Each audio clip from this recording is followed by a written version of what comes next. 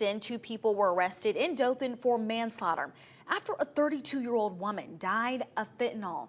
It happened 4 days ago on June 20th on South Oates Street.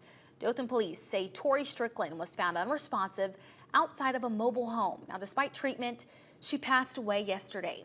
After an investigation, it was found that George Trierweiler in Mitchel supplied Strickland with fentanyl, which caused her death. These charges come from a new law that makes it a criminal offense to knowingly furnish a substance known to contain fentanyl to someone who dies as a proximate result of the use of the substance. Madeline Bean also facing charges to this case.